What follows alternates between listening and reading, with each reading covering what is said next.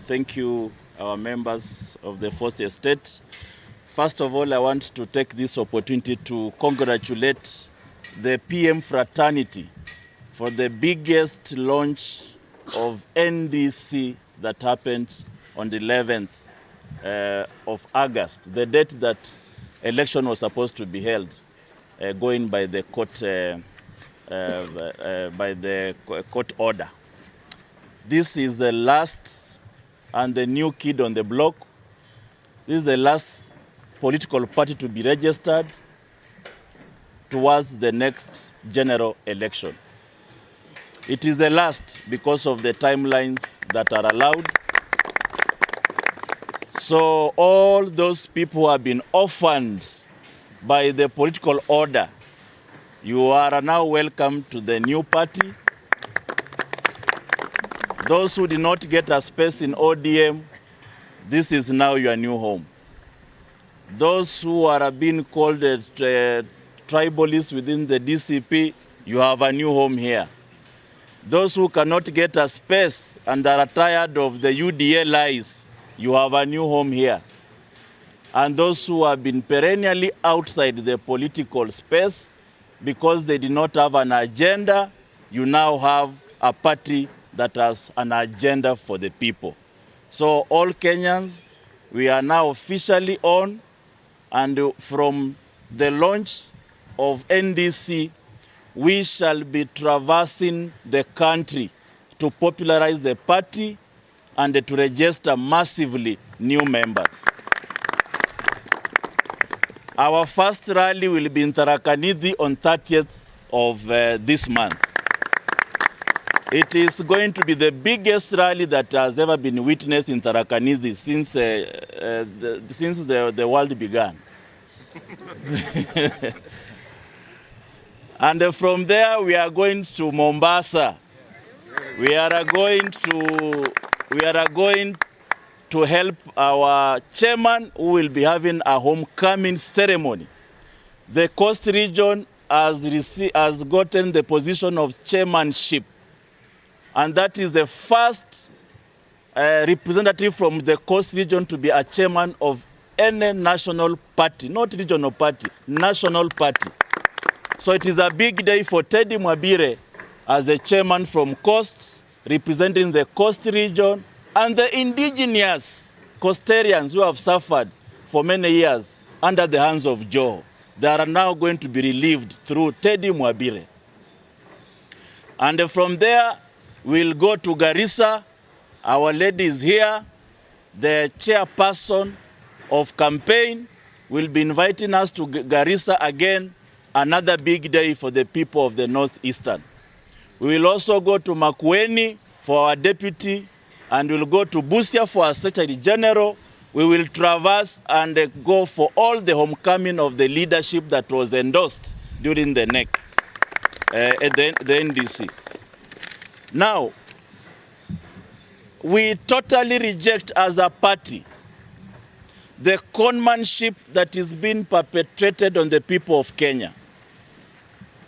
We have heard this before. Mwai Kibaki launched Vision 2030.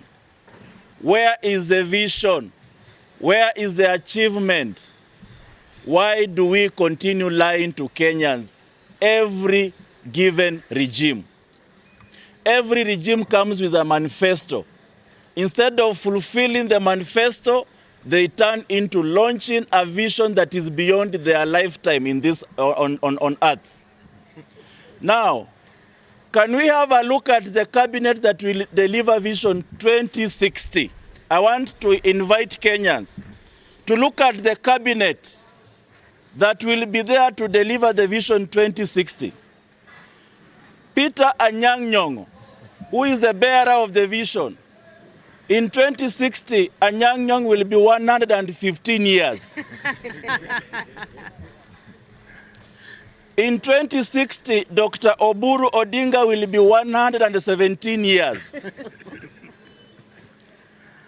Moses Wetangula will be 104 years. Musalia Mudavadi will be clocking 100 years sharp, birthday yake. William Ruto will be 95 years. And the youngest member of that cabinet will be Professor Kindiki at 89 years. We must stop joking with Kenyans. The Constitution guarantees under Article 57 that the state shall offer necessary support and the elderly will have inalienable rights to be protected against abuse and to be reserved and be helped by family and the state. We cannot condemn our elderly at 115 years for them to answer to the call of our Vision 2060. Our elderly are supported by the state. Our elderly will be supported and guaranteed by family values as enshrined under Article 57. Protection. PM Party is not ready to violate the Constitution of Kenya by allowing our elderly at 117 years to achieve Vision 2060. They will be under the protection of the Constitution as guaranteed under Article 57, as well as a very clear framework of protecting the old and the elderly and the vulnerable in the society in our manifesto that will be launched very soon. We've had Vision 2060 that was launched by the African Union. A meeting of African head of states met in 2013 and they came up with the Vision 2063. We see William Ruto is borrowing heavily from his counterpart, perennial political dinosaurs who have refused to develop their countries, but that are hiding behind, launching vision that they know so very well they will not be alive. So they are launching visions to escape responsibility from their failed manifesto. It is a vision to escape answering to Kenyans. It is a vision to escape answering what happened to bottom-up agenda. You promise Kenyans that you will lift people from the bottom up. Even those who are at up that are now bottom. Everybody in the country is at the bottom except William Ruto.